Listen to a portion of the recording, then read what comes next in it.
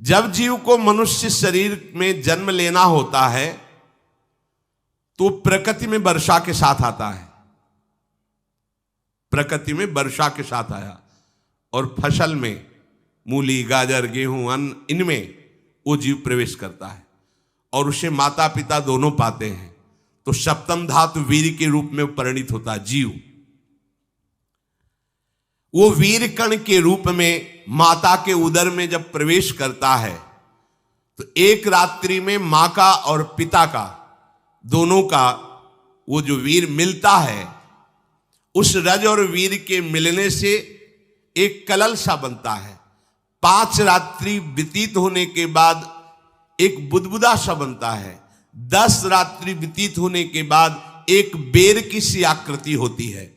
फिर उसके बाद उसमें धीरे धीरे मांसपेशियां बढ़ने लगती हैं। 1 महीने में उसके सिर निकल आता है, 2 महीने में हाथ पांव अंगों का विभाग होता है, तीसरे महीने में नख, रोम, अस्थि, चर्म, स्त्री पुरुष के चिन्ह प्रकट हो जाते हैं, 4 महीने में मांसादि 7 धातुएं प्रकट हो जाती है, 5वें महीने में चेतना जागृत हो जाती है। जैसे अपने चेतना, ऐसे 5वें महीने में गर्भस्थ शिशु की चेतना जागृत हो गई।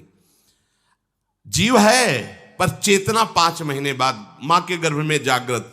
अब उसे भूख लगती है, प्यास लगती है, वहां की तापमयी जलन, पीड़ा, छोटे छोटे कीड़ों के द्वारा काटना, 6ठे मास में झिल्ली से लपटा हुआ मां की दाहिनी कोख में कीड़े की तरह तड़पता है।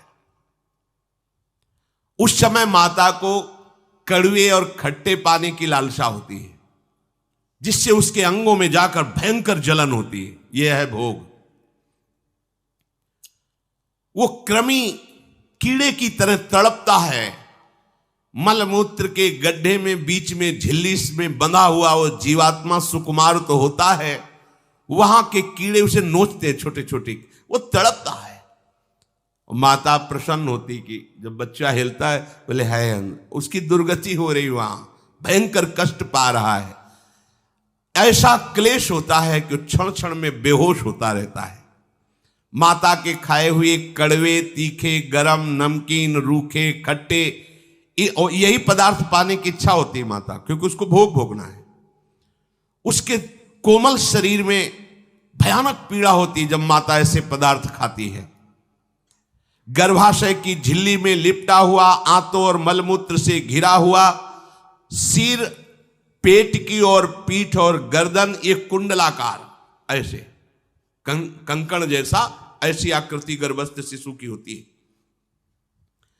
पिंजड़े में बंद पक्षी के समान पराधीन, ना तो वो हिलडुल सकता है ना बोल सकता है, बड़ा असमर्थ दुख को भोग रहा है, चेतना पूरी है। इसी समय भगवान द्रवित होकर उसे ज्ञान देते हैं, गर्भस्थ शिशु को, सबको। जे उसे ज्ञान होता है तो सैकड़ों जन्म के कुकर्म उसे याद आते हैं, सैकड़ों जन्म के। ओहो, ये मेरे कर्म का ही फल है, मैंने ऐसे कर्म किए इसलिए दुख भोग रहा हूं। बेचैन हो जाता है, कैसे निपट पाऊंगा, सैकड़ों जन्म के कर्म जमा है। अब महान अशांति उसके हृदय में, उस शरीर में भयंकर पीड़ा। कुंडलाकार शरीर है, हिल भी नहीं सकता है, बस कीड़े काटते, बड़ी तड़पन, बड़ी जलन, भूख प्यास की जलन।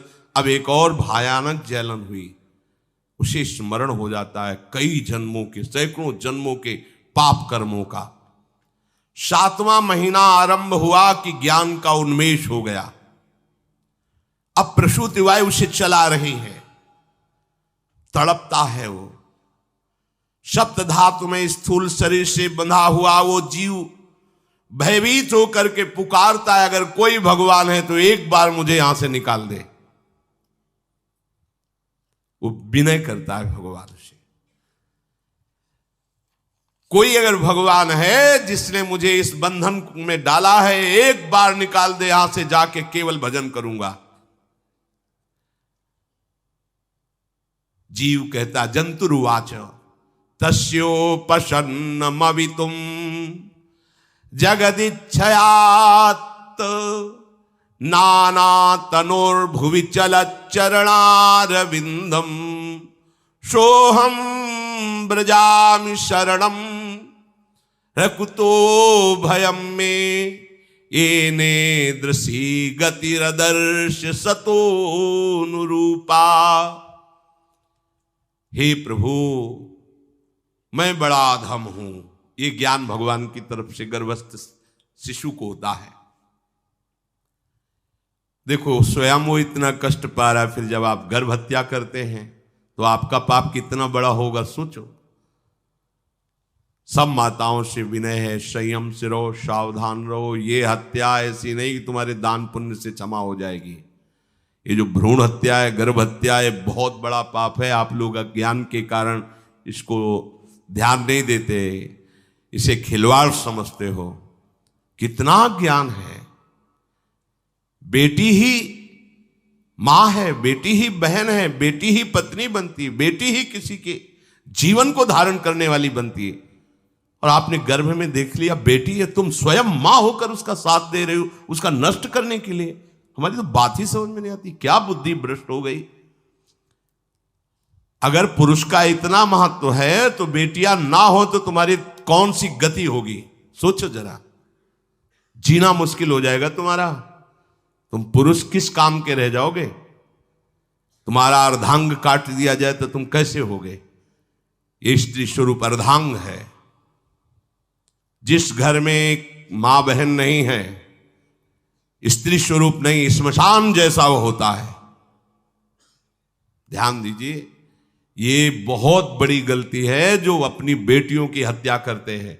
और ये वो पाप है जो अक्षम्य अपराध है। स्त्री हत्या करना शास्त्रों में बहुत बड़ा पाप कहा गया है। फिर वो तो बच्चा है, बिल्कुल नहीं। जिनसे हो गया है, श्रीमद् भागवत का सप्ताह मूल संस्कृत से सुनो और भगवान से प्रायश्चित प्रार्थना करो कि हे नाथ, भूल से गलती हो गई, दूसरा कोई उपाय नहीं। ध्यान से समझ लीजिए, तुम्हारे भ्रूण हत्या, गर्भ हत्या के पाप को नष्ट करने में एकमात्र श्रीमद् भागवत समर्थ है, दूसरा कोई नहीं। कोई दान पुण्य तीर्थ स्नान तुम्हें क्षमा नहीं कर पाएगा। यह ऐसा महापाप है। अगर हृदय में जलन करके और मूल संस्कृत के द्वारा पूरी 7 दिन में भागवत श्रवण की जाए नियम से, तो भागवत समर्थ है, इस हत्या के पाप से भी आपको मुक्त कर देगी। जिनके ऐसे हत्या हो गई हो करवा लो, नहीं तो बुद्धि आगे भ्रष्ट करके तुम्हें हरि गुरु से विमुख कर देगा। ये पाप ऐसा नहीं कि तुम्हें 2-4 माला घुमाने से क्षमा हो जाएगा। ये महत अपराध है। सबकी समझ में नहीं आता, समझ जाओ, नहीं तो आप जहां भी हो वहीं से भ्रष्ट कर देगा। ये अपराध नष्ट नहीं होगा, श्रीमद् भागवत की कृपा से नष्ट हो जाएगा। यह हमें बहुत विश्वास है। श्रीमद् भागवत सप्ताह की यह है ही महामहिम।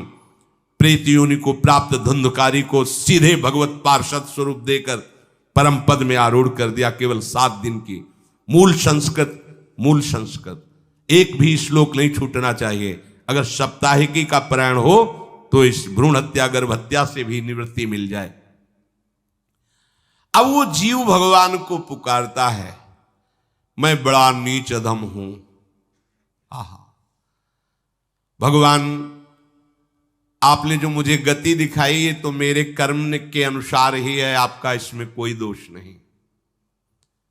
हम लोग जब कष्ट भोगते तो भगवान से कहते हैं हमने तुम्हारा क्या बिगाड़ा। भगवान ने नहीं बिगाड़ा, तू खुद देख क्या बिगाड़ लिया अपना। करो पाप आचरण। अब देखो, हमने तो जीवन में कोई पाप नहीं किया और कितने गर्भ हत्या की है, कितनी खिलवाड़ समझे हो। ये बिल्कुल भयावह चीज है। आप लोगों को नहीं, हम बार बार इसीलिए कह रहे कि भयावह वस्तु है, तुम्हें बहुत ऊंचाई से घसीट के भ्रष्ट कर देगी। बहुत होश में हो, भूल के कभी ऐसा न करना जहां तक हमारी आवाज पहुंचे, जहां तक सुनाई दे। गर्भ हत्या मत करना, संयम से रहो। इस तरह का व्यवहार मत करो कि तुम्हारा मनुष्य जन्म ही व्यर्थ चला जाए। इसमें तीनों को बराबर दंड मिलेगा। गर्भ हत्या कराने वाला, गर्भ हत्या की प्रेरणा देने वाला और गर्भ हत्या में सहयोग देने वाला, जो औषधि डॉक्टर या जो भी, तीनों को दुर्गति होगी। माता, पिता, प्रेरक और कर्ता। ऐसा नहीं कि आप डॉक्टर हो तो आपको गर्भ हत्या करने का अधिकार नहीं। आप डॉक्टर हो दूसरे के शरीर को स्वस्थ करके निरोग करने के लिए, हत्या करने के लिए नहीं। कोई भी हमारा संविधान ऐसा आदेश नहीं करता कि आप गर्भ हत्या कर दो, ना भागवतिक और ना भारतीय संविधान। ऐसा संविधान आदेश नहीं करता। अब वो जीव कह रहा है कि प्रभु मेरे योग्य ही है आपने जो मुझे दंड दिया है। मैंने सुना है कि आपकी शरण में जो आता है आप उसकी रक्षा कर लेते हैं। आपकी जो शरण में हो जाता है वो इस भूमि पर, भारत भूमि पर, विश्व पर निर्भय विचरण करता है। कोई उसे भय नहीं प्रदान कर सकता। प्रभु मैं इस माता के उदर में माया का रहस्य न जानने के कारण ऐसे कर्म किए कि मैं आ गया हूं, बहुत दुख पा रहा हूं।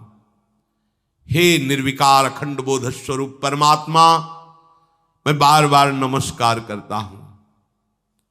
प्रभु मेरे ऊपर कृपा कर दो, एक बार इस गर्भ से निकाल दो। मैं यहां से बाहर जाकर आपका निरंतर भजन करूंगा। ये वादा करके आए हम प्रभु से सब। प्रभु ने करुणा करके हमें चांस दिया है मनुष्य शरीर। प्रभु मैं बहुत जन्मों से इस समय स्मृति आ रही देख रहा हूं, कर्मों में भटकता रहा आपसे विमुख होकर के। ये जो मुझे अभी ज्ञान हो रहा है केवल आपकी कृपा से तत्कालिक है। तत्कालिक, एक तत्कालिक वैराग्य होता है। जैसे कथा सुनियो मन में आया कि अब तो भजन ही करना है, ये तत्कालिक है, स्थायी नहीं है। इसे स्थायी बनाओ। प्रभु आप अंतर्यामी हो, आप सब कुछ जान रहे हो। तीनों तापों की शांति के लिए भक्तजन आपका भजन करते हैं। मैं देहधारी होकर जीव माता के उदर में मलमूत्र से रुधिर की झिल्ली में फंसा हुआ माता की जठराग्नि के ताप से जल रहा हूं। प्रभु एक एक क्षण में यहां विकल होकर केवल इंतजार कर रहा हूं कि किस समय मुझे यहां से निकाला जाएगा। दीन बंधु यहां से कब मैं निकलूंगा। स्वामिन आप बड़े दयालु हो। आप जैसे उदार प्रभु ने मुझ गर्भस्थ शिशु को ये ज्ञान दिया। हे दीन बंधु आप अपनी कृपा से प्रसन्न हो जाइए। प्रभु एक बार निकाल दीजिए। मैं ऐसा भजन करूंगा कि दोबारा संसार के दुख में नहीं आऊंगा। कपिल भगवान कहते हैं, हे माता, वो गर्भस्थ बालक शिशु भगवान से प्रार्थना करता है। भगवान का आदेश होता है, तत्काल प्रसव वायु धक्का मारती है। जे ही प्रसव वायु धक्का मारती तो उसको ऐसा भयंकर कष्ट होता है, जैसा पीछे लिखा है कि जैसे जिंदा किसी की चमड़ी उतारी जाए, ऐसा मां के गर्भ से निकलते समय उसे कष्ट होता है। वो अत्यंत कष्ट से व्याकुल होता है। उसी समय उसका वो ज्ञान नष्ट हो जाता है जो भगवान ने दिया था। उस समय उसकी श्वास की गति रुक जाती, जैसे किसी का गला दबा दिया जाए तो कैसा लगेगा। ऐसे ही पूरी की पूरी भागवती की स्मृति नष्ट हो गई। होश आया तब देखा कि वो बाहर पड़ा हुआ है, माता के उस मलमूत्र में सना हुआ बिष्ठे की कीड़े की तरह। गर्भवास में जो दिव्य ज्ञान प्रकट हुआ था भगवान की कृपा से, वो सब नष्ट हो गया। भूमि परत भा ढाबर पानी, तिम जीवे माया लपटानी। चेतन आई तो रोने लगा। वो ज्ञान कहां गया, वो ज्ञानदाता कहां गया। वो कहता कहां कहां। बोले थाली बजाओ, बच्चा हुआ है। और वो तो रो रहा है कि कहां, वो ज्ञान कहां गया जिसके बल से मैं कह रहा था कि बाहर निकाल दो, मैं आपका भजन करूंगा। सब खत्म ज्ञान। जो लोग उसका अभिप्राय नहीं समझते वो उत्सव मनाते हैं। बालक हुआ है, वो रो रहा है, वो कहां गया ज्ञान, कहां कहां कहां। छोटा बालक यही लोग कहता कहां। अभी जो ज्ञान उत्पन्न हुआ था, जो अभी भगवान का बोध हुआ था, वो कहां गया कहां गया। घर परिवार के लोग उसका पालन पोषण करते रहते हैं, उसमें कोई निषेध करने की शक्ति नहीं हो रही। मच्छर काट रहा है, दुख हो रहा है, हटा नहीं सकता बालक। उस जीव को शिशु अवस्था में जब कपड़ों पे लिपेट कर ऐसे लिटाया जाता है तो इतना कोमल त्वचा होती कि कपड़े भी उसको, जैसे खुजलाहट है, पीड़ा है या जलन है, बिल्कुल कोमल त्वचा होती, कुछ नहीं कर सकता हो, पर रो सकता है। ना खुजलाने की, ना करवट बदलने की, ना उठने की कोई सामर्थ्य नहीं। बड़ा कष्ट पाता है बाल्यावस्था में, क्योंकि त्वचा बड़ी कोमल होती, दास मच्छर आदि जीव उसको काटते हैं। गर्भावस्था का कोई ज्ञान नहीं रहा, सिर्फ रोना ही रोना रह रहा। इस प्रकार उसकी बाल्यावस्था कटी, कौमार अवस्था आई, पौगंड अवस्था, इनमें वो खिलवाड़ में फंस गया। जैसे जैसे बड़ा होता जाता, चेतना, गुनगुना, ये कार, ये प्लास्टिक के ऐसे, उनमें मगन है। देखो ना छोटे बच्चों को, अज्ञानवश इसकी ये अवस्था कट गई। बड़े भाग्यशाली ऐसे भी बच्चे हैं जो तुतला के बोलते, उनकी मैया कहती राधा बोलो, राधा। देखो ये सौभाग्य, प्रणाम है उन माताओं को जो अपने बच्चों को भगवान नाम बुलाती हैं कि आप बोलो, श्री हरिवंश बोलो, राधे राधे बोलो। धीरे धीरे उसकी युवावस्था पहुंची। इस समय उसके अंदर एक भूत सवार होता है, जवानी का भूत है, ये सबके सवार होता है। अगर मंत्र चल रहा है तो भूत नहीं चढ़ेगा, नाम चल रहा है तो भूत नहीं चढ़ेगा, नहीं तो भूत चढ़ जाता है। ये कुछ भी करवा सकता है भूत, भूत ही तो है ना। वैसे ही पंचभूत लिपट गए, ये ऊपर से जवानी का और भूत सवार हुआ, तो जौवन ज्वर के ही नहीं बलकावा। जवानी में कोई भी ऐसा अपराध नहीं जो हो ना जाए। बड़ा भयानक इसमें स्वरूप होता है। इसमें केवल भोग, केवल भोग, एक ही दृष्टि रहती है, भोग भोगना। अज्ञानवश जब भोगों की प्राप्ति में बाधा पड़ती तो भयंकर वो क्रोध करता है, शोकाकुल होकर हिंसा कर बैठता है। जैसी घटनाएं सुनने को मिलती हैं, राक्षसी घटनाएं, ये भूत है जवानी का। जहां कामना में बाधा पहुंची, क्रोध में वो समझ नहीं पाता कि मेरे जैसा ही प्रिय शरीर उसका है जो मैं वर्ताव कर रहा हूं। सदेहेन मानेन वर्धमानेन मन्युना करोति विग्रहम कामी कामेष्वंताय चात्मनः। जैसे जैसे देह बढ़ता जाता है, पुष्ट होता जाता है, वैसे वैसे भोग वासना और अभिमान बढ़ता जाता है। वो काम परवश होकर अपना नाश करना शुरू कर देता है। यौवन, वो फिर खोटी बुद्धि वाला वैसे ही पाप करने लगता है जिन पापों के कारण उसकी दुर्गति हुई थी, नरक आदि की, और मां के गर्भ में आया था। देहाभिमान वश निरंतर मैं करूंगा, मैंने भोगा, मैं वो भोगूंगा। उसे ये ज्ञान नहीं रहता कि मैं वादा करके आया हूं कि भजन करूंगा और इस संसार से मुक्त हो जाऊंगा, भूल गया। इसी शरीर से उसको फिर भयंकर कष्ट भोगने पड़ेंगे। इसी का नाम संसार चक्र है।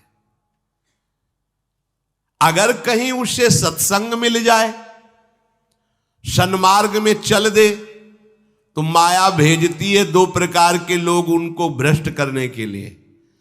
एक जिह्वा रसेंद्री को और एक उपस्थेंद्री जनेंद्री के भोगों का समागम भेजती है। फिर ही भोगो, ध्यान रखना, शास्त्र है, सत्य एक एक अक्षर है। जब किसी को सत्संग मिल जाता है तो सत्संग का प्रभाव होता है भगवत मार्ग में रुचि पैदा करना, प्रभु अच्छे लगना, प्रभु का नाम जप करना, सत्य मार्ग में चलना। जब तुम सतमार्ग में चलोगे तो दो प्रकार के लोग भेजे जाएंगे। बढ़िया हलवा, बढ़िया खीर, रबड़ी, लो प्रभु, पाओ, आरोगो, रसेंद्री और फिर जनेंद्री। फ्री, कोई परेशानी नहीं, भोगिए आप। फिर वो ऐसे विषयी पुरुषों का संग करके वैसे ही पहले की तरह फिर पाप करने लगता है। बहुत होश में, बहुत होश में। इनको ऐसे लोगों का संग कराया जाता है जिससे सत्य, शौच, पवित्रता, दया, संयम, लज्जा, क्षमा, यश, मन इंद्री का संयम, ये सब सद्गुण नष्ट हो जाएं, ऐसे लोगों का संग कराया जाता है। ऐसे लोग बहुत हैं, वो आपको पैसा खर्चा करके वो आपको भोग दिलाएंगे, भोगो भैया, आप इनके लिए नहीं भगवत मार्ग में आए हो, आप प्रभु की प्राप्ति के लिए आए हो। बच्चों सावधान हो। ये देखो शास्त्र कह रहा है रसेंद्री और जनेंद्री दो की सुविधा देने वाले लोग मिल जाएंगे। अत्यंत सोचनीय मूढ़ देहात्मदर्शी ऐसे असत पुरुषों का संग करके भ्रष्ट हो जाता है। अच्छा वो आग लगा दिए, वो चल दिए, फिर नहीं देंगे। कुछ लोग ऐसे होते हैं, ये 10 दिन अपने पैसे से आपको नशा करवाएंगे, फिर इसके बाद तुम्हें उनके पैरों में गिरना पड़ेगा, फिर मांगने से भी नहीं देंगे, पहले फिर ही देंगे। आदत बिगड़ गई। अब ऐसे लोग मिलेंगे, मुस्कुराएंगे, हंसेंगे, आपको गले लगाएंगे, आपको लगेगा जीवन का सार मिल गया, फिर इसके बाद जूते चलाएंगे, गली में नहीं देखने देंगे। अब तुम्हारी वृत्ति बिगड़ गई, तुम उधर ही ताको, होश में होश में। इस जीव को किसी और के संग से ऐसा बंधन, ऐसा मोह नहीं होता जैसा कामिनियों के संग से होता है। भगवान कपिल देव जी कह रहे हैं न तथास्य भवेन्मोहो बंधश्चान्य प्रसंगतः योषित संज्ञाद यथा पुरुषो यथा तत्संग संगता। कामी पुरुषों का, कामिनियों का संग जैसा परमार्थ भ्रष्ट करता है वैसा और किसी से नहीं हो सकता। इसलिए तुम इतना अपने को मत साधक समझ लो कि हमारा कौन बिगाड़ सकता है।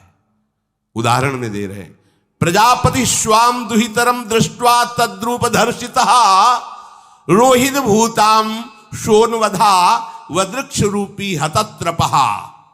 स्वयं प्रजापति भगवान ब्रह्मा जी ने अपनी पुत्री को जब देखा, प्रसंग आता है, सरस्वती जी, बहुत सुंदर सरस्वती जी है, तो अपने को संभाल न सके।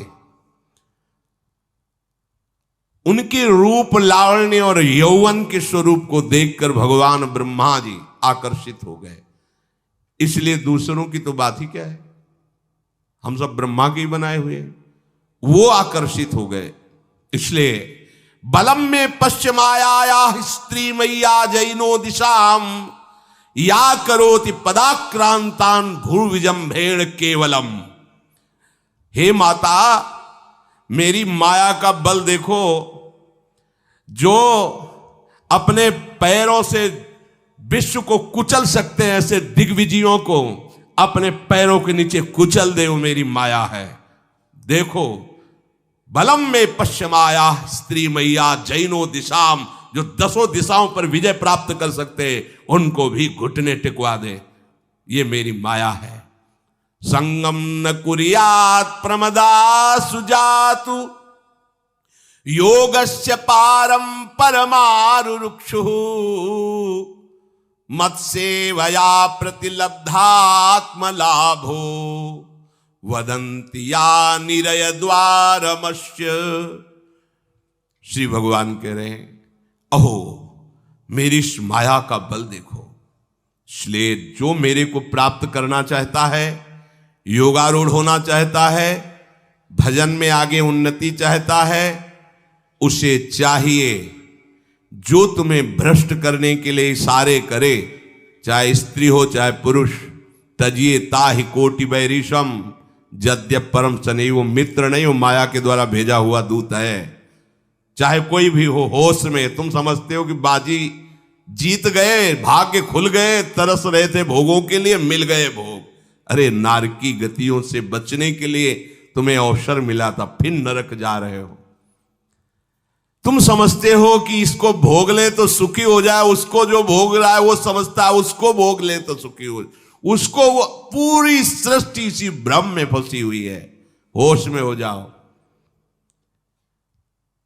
जो परम पद चाहता है, भजन करना चाहता है, ठीक से मार्ग में चलना चाहता है, उसे शब्द भगवान के याद कर लेने चाहिए। चाहे वो स्त्री हो चाहे पुरुष, जो तुम्हें गंदी बातें सिखाए, गंदी बातें दिखाए, गंदी बातें करने के लिए प्रोत्साहन दे, जाके संग कुमति मति उपजय करत भजन में भंग तजोरे मन हरि विमुखन को संग। गृहस्थ हो तो धर्म के अनुसार अपनी पत्नी मात्र में सीमित रहो। ये उद्दंडता तुम्हारा नाश कर देगी। ये जो आज नई रीतियां चल रही हैं, ये भगवान ब्रह्मा जी ने अपने पुत्रों को बुलाया। चारों युग ये पुत्र हैं भगवान ब्रह्मा के, सतयुग, त्रेता, द्वापर, कलयुग। सतयुग से कहा भाई हमने रचा है नरक, तुम्हारा स्वभाव सत्य में स्थित होना है, इसलिए हमारी आज्ञा का पालन करो कि नरक खाली भी नहीं रहना चाहिए। तो उनका पिताश्री, जब हमारा स्वभाव आपने ही रचा है तो मेरे राज्य में कोई नरक जाए, भूल चूक से किसी को नरक नहीं जाने देंगे। त्रेता से कहा तो उन्होंने कहा कोशिश करेंगे अपने बड़े भाई का अनुगमन करने की। द्वापर से कहा तो उन्होंने कहा कोशिश करेंगे आपकी आज्ञा का पालन करने की। समझना।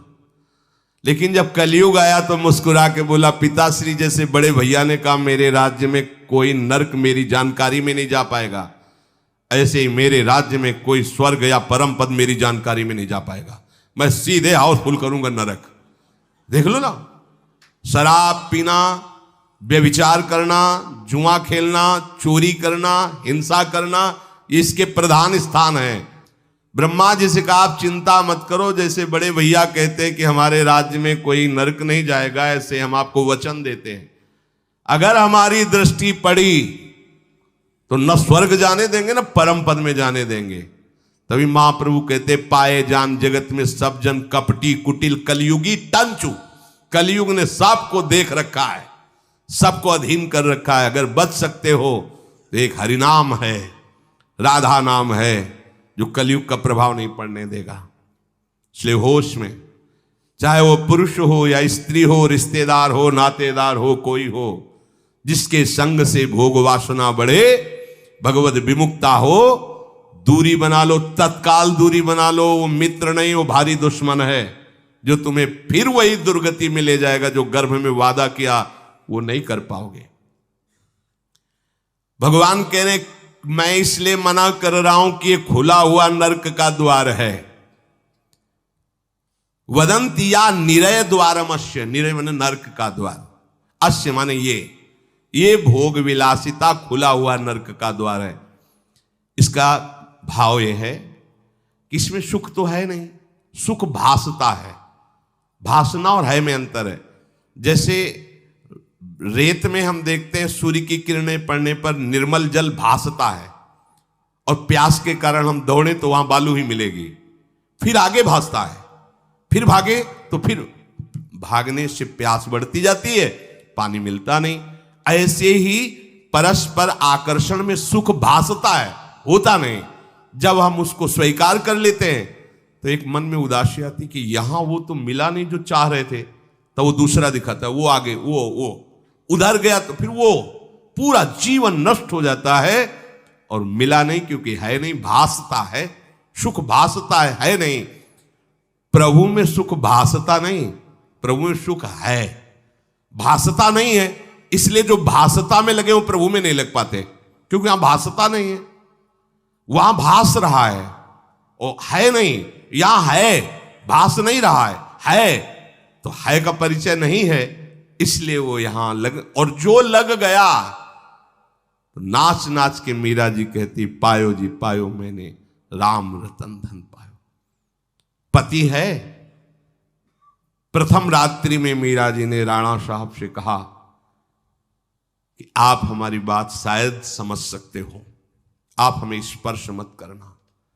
मैंने सुहाग गिरधर के नाम का भरा है, मैं तुम्हारी पत्नी नहीं हूं। लोक व्यवहार के कारण तुम पति रूप में आए हो, तो मैं चाहती हूं कि तुम मेरा सहयोग करो। मैं एक पतिव्रता हूं गिरधर की। मेरे तो गिरधर गोपाल बैठे थे एक ही सैया में, उतर के चरणों में बैठ गए। मीरा जी के चरण पकड़े के अहो भाग्य, मुझे ऐसे सौभाग्य मिला कि आपका पति होने का। एकांत में आप हमारी गुरु होंगी और समाज में आप पत्नी का स्वांग करेंगी, जिससे आपको विक्षेप नहीं पड़े। आजीवन निर्वाह किया, एकांत में गुरुवत मीरा जी के प्रति व्यवहार करते राणा साहब, और व्यवहार में मीरा जी पत्नी जैसा व्यवहार में बाहर, और अंतर में ऐसी सदगति हुई राणा की जो बड़े बड़े योगियों को दुर्लभ है। वो मीरा जी जीवन में कभी भी किसी भोग को स्वीकार नहीं किया। गिरधर के रंग राची, सब भोग चरणों में लुट रहे थे। सोचिए, राज परिवार में ब्याही गई, क्या था, किसी भी सुख की आकांक्षा नहीं। यह है रंग श्री हरि का। है नहीं ना उनमें सुख, जो है सुख वो मिल गया तो फिर भासने की तरफ क्यों बढ़ेगा। इसलिए ये जो मेरी माया है, ये मित्र बनकर पहले सेवा के बहाने से धीरे धीरे पास आती है। आती है का शब्द माया के लिए है, वो किसी भी रूप में होगी। माया का कोई रूप नहीं आज तक वर्णन किया गया, कोई भी रूप हो, वस्तु, व्यक्ति, स्थान, घटना, कुछ भी। उपासक जब समझ नहीं पाता तो वही उसके नाश का कारण बन जाती है। बहुत सावधान, हमें नहीं पता किस रूप में आएगी।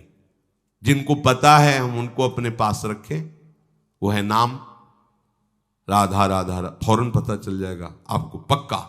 ये ठीक नहीं, नहीं बहुत श्रद्धा, नहीं बिल्कुल हटो, बिल्कुल हटो, अंदर से बिल्कुल हटो।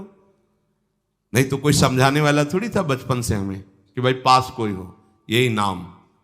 जहां कहीं कोई प्रियता, कहीं आश्रमों में कहीं कुछ समझ, हटो हटो हटो, ये नाम हटाते हटाते हटाते जहां लगाना चाहिए वहां लगा दिया।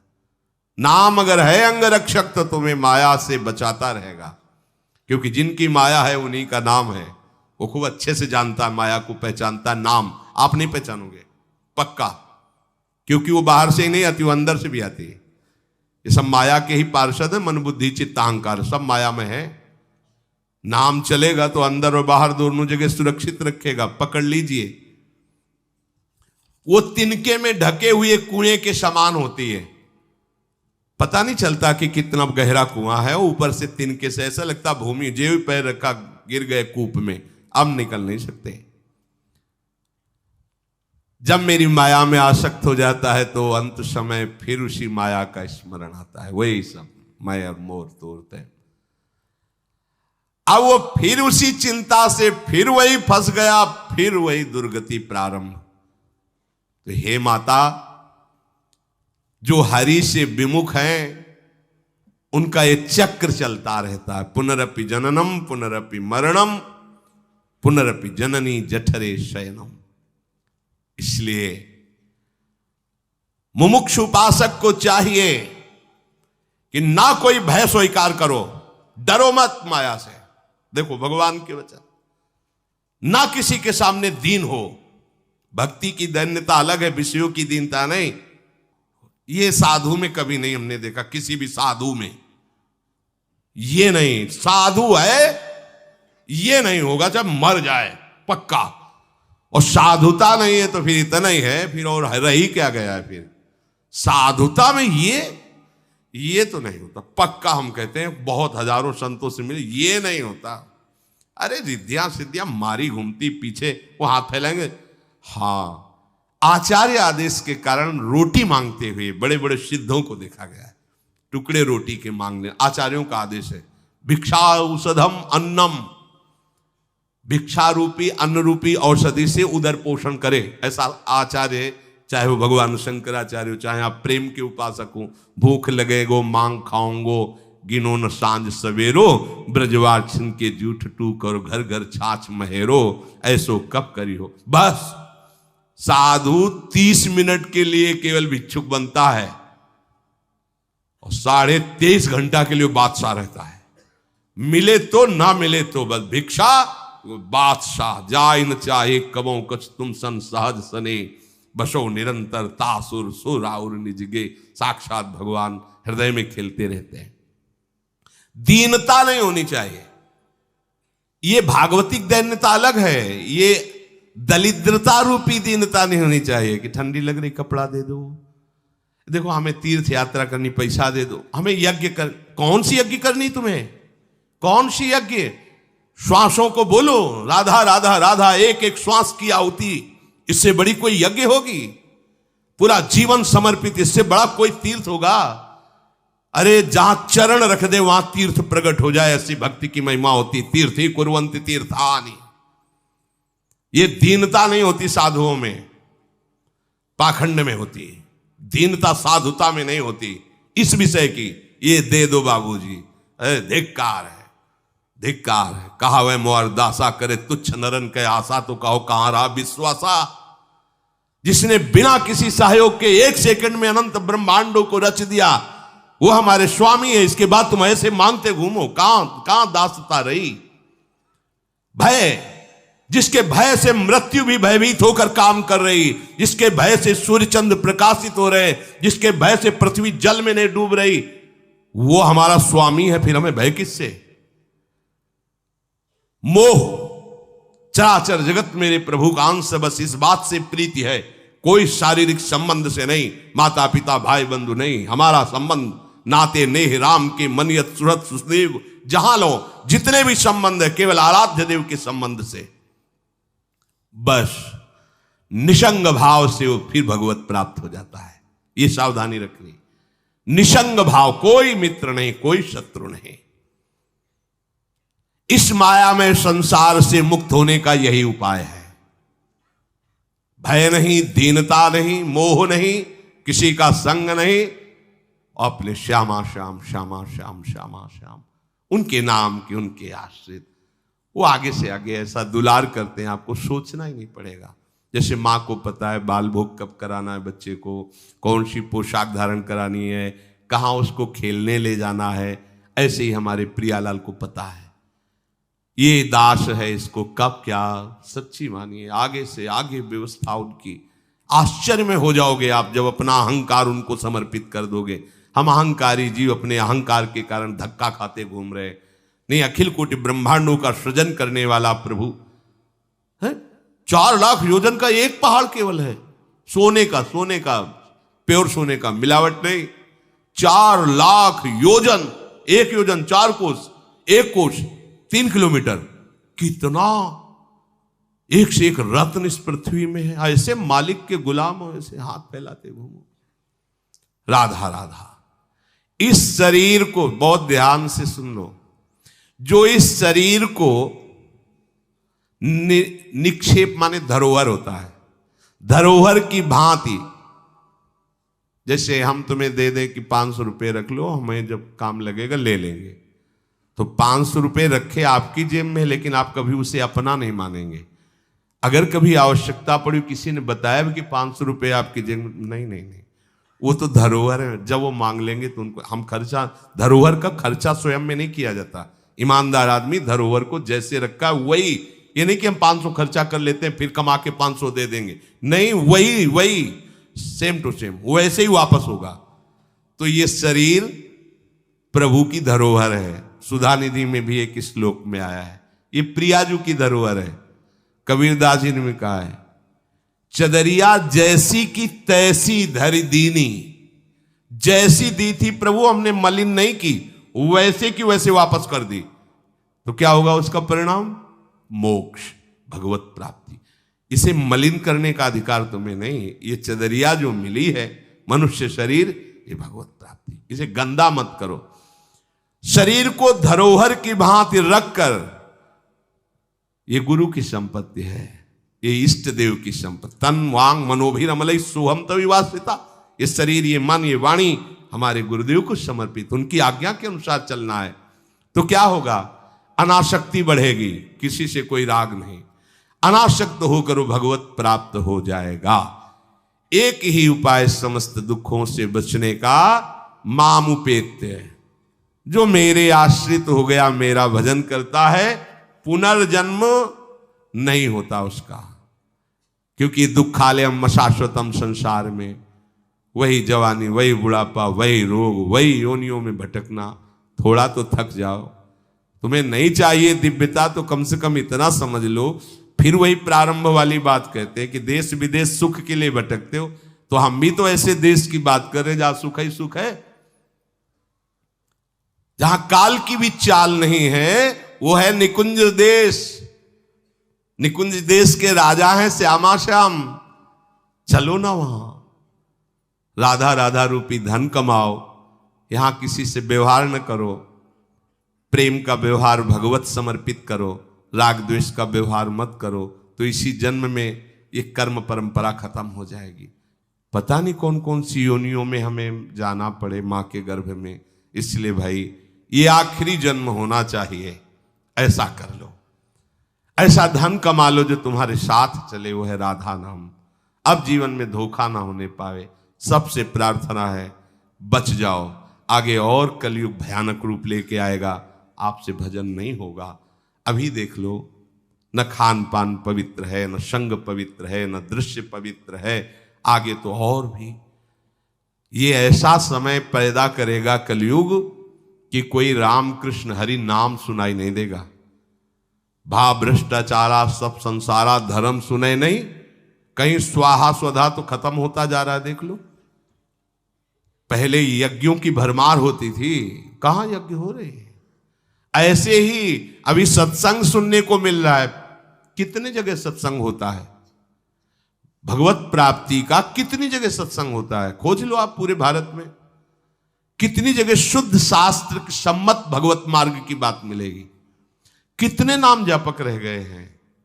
वास्तविक आगे चल करके आपको सपोर्ट ही नहीं मिलेगा भक्ति का। जैसे अभी डरने लगे कि अगर तिलक लगा के जाएंगे तो ऑफिस वाले क्या कहेंगे, स्कूल में तो कंठी और तिलक ही नहीं धारण करने दिया जाता। बच्चे कहते हैं, घर में कहते हैं तुम सुहागवती हो, कंठी तो विधवा धारण करती हैं। कैसा दुर्बुद्धि घर वाले। और ठाकुर सेवा ये तो विधवाओं का काम हुआ।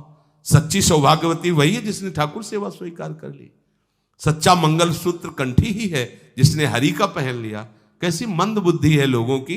ऐसी मतलब सौभाग्यवती भी कंठी पहन सकती हैं, तो हमें लगता है इससे बड़ा दुर्भाग्य क्या होगा, हम इसे सौभाग्य मानेंगे।